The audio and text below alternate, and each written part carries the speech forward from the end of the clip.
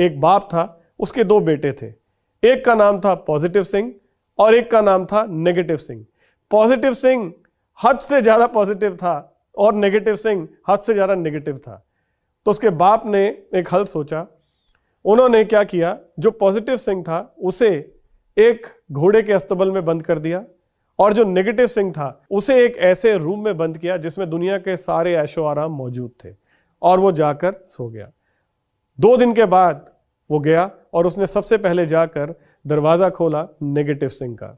उसने देखा वो एक कोने पर खड़ा हुआ, बड़ा मायूस सा, बहुत परेशान सा। उसने पूछा, बेटा जी क्या हुआ, तुम इतने परेशान क्यों? कहता, क्या पापा आपने मेरे को कहाँ बंद कर दिया?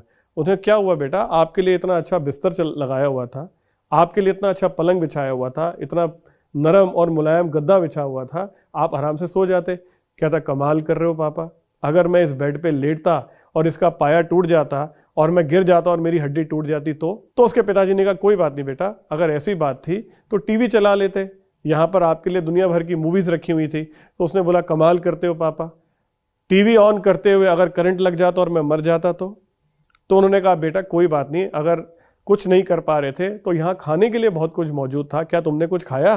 कह रहा, पापा कमाल कर रहे हो, आपने जिस हलवाई से ये सामान मंगवाया था, अगर बनाते वक्त उसके अंदर छिपकली गिर गई होती और उससे जहर फैल गया होता और वो मैं खाता और मैं मर जाता तो उसके बाप ने कहा, बेटा तेरा कुछ नहीं हो सकता, और वो वहां से चला गया। अब वो गया पॉजिटिव सिंह के पास।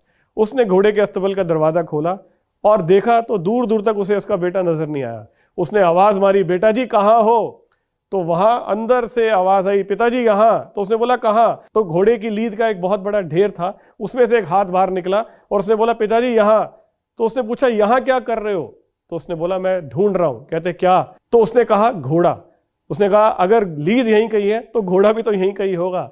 यानी दोस्तों, एक पॉजिटिव इतना पॉजिटिव है कि वो लीद के सहारे घोड़ा ढूंढने की कोशिश कर रहा है, और एक नेगेटिव इतना बड़ा नेगेटिव कि उसके पास सब कुछ होते हुए भी उसे देखने का नजरिया ही नेगेटिव है, जो उसे देख ही नहीं पा रहा। तो जीवन में जब भी कोई घटना घटित होती है, आपका नजरिया यह तय करता है कि आप उसे देखते किस तरह से। तो कहने का मतलब यह है दोस्तों, जो आपके हाथ में है वही आपका माध्यम है। मैंने अक्सर बहुत सारे डिस्ट्रीब्यूटर्स को देखा है कि वो एक्सक्यूज देते हैं, वो बहाने बनाते हैं। काश मेरे पास बाइक होती तो मैं ये करके दिखा देता, काश मेरे पास स्कूटर होता तो मैं ये करके दिखा देता।